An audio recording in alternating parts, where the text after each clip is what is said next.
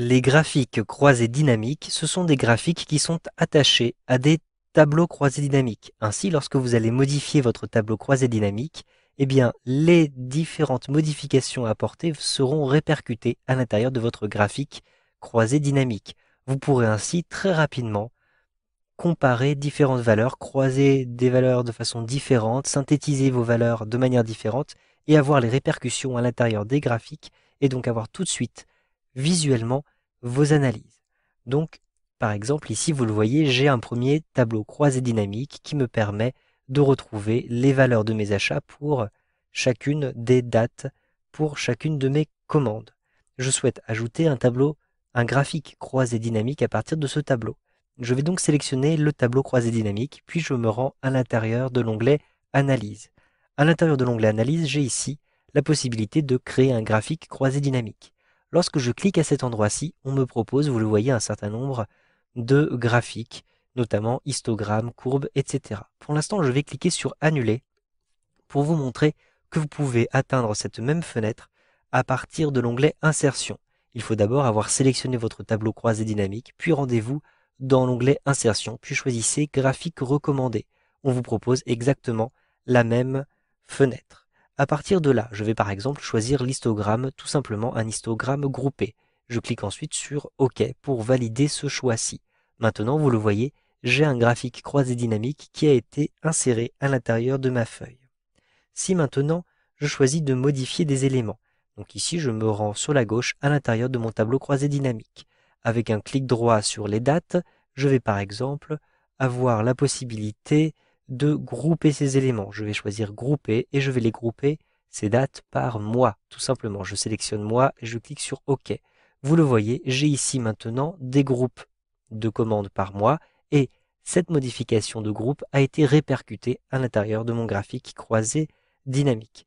Je souhaite maintenant appliquer un filtre par exemple pour ne plus avoir les chiffres de juin. Je sélectionne donc à l'intérieur de cette liste-ci les différents éléments et je vais masquer par exemple juin, juillet et août tout simplement. Donc ici pour masquer tous les mois qui se trouvent après juin. D'ailleurs je désélectionne jusqu'en décembre.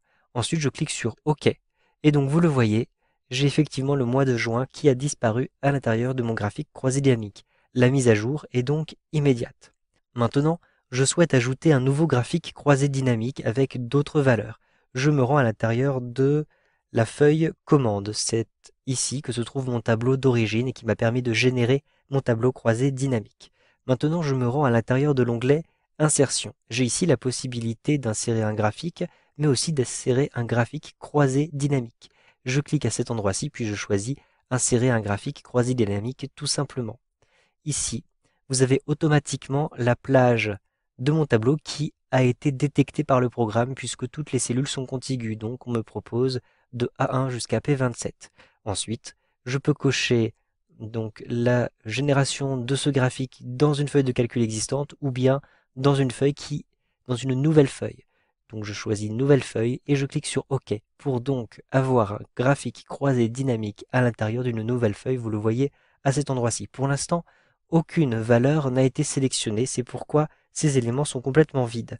Je vais donc choisir moi-même ce qui va se trouver dans les axes, ce qui va se trouver dans la légende et quelles sont les valeurs qui seront utilisées.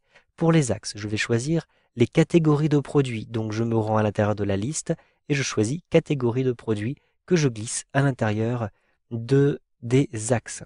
Ensuite, donc vous voyez que tout de suite, à l'intérieur du tableau, je vais avoir les étiquettes de lignes. Maintenant, je choisis d'avoir en légende les différentes villes concernées. Donc je vais simplement glisser ici les villes en légende. Cela me permet d'avoir ici les en-têtes de colonnes dans mon tableau croisé dynamique. Puis, j'ai besoin des différentes valeurs. Ce seront les valeurs prix toutes taxes comprises que je vais déplacer à l'intérieur des valeurs. Lorsque je relâche le bouton de ma souris, immédiatement, vous le voyez, le graphique est généré. Je n'ai plus besoin de ce volet-ci, donc je clique en haut à droite sur la petite croix fermée. Vous voyez à quoi ressemble ce graphique. Je vais le positionner pour bien voir à la fois le tableau et le graphique. Je clique dans le graphique, je maintiens appuyé et je déplace le curseur de la souris pour bien déplacer ici le graphique. Donc vous le voyez, je vais avoir les différents chiffres pour chambre et séjour, pour la cuisine, pour les salles de bain et pour les produits de type service. Et je vais avoir les différentes couleurs qui renvoient aux différentes villes donc où ces commandes ont eu lieu: Orléans, Paris, Tours et Troyes. Si je me rends maintenant sur ma première feuille à cet endroit-ci, je vais avoir donc un autre graphique que je vais d'ailleurs déplacer pour que nous puissions bien le voir ici à côté, et je vais avoir le chiffre d'affaires réalisé pour chacun des mois sous forme d'histogramme comme ceci.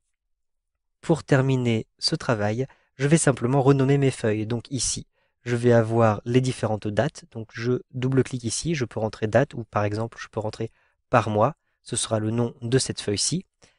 Et je double-clique sur ma deuxième feuille pour la renommer. Et cette fois-ci, il s'agit de par catégorie. Donc je rentre par catégorie comme ceci. Une fois que j'ai terminé, j'appuie sur la touche Entrée pour valider le nom de ma feuille. Vous savez donc maintenant comment insérer un graphique croisé dynamique avec Excel 2013.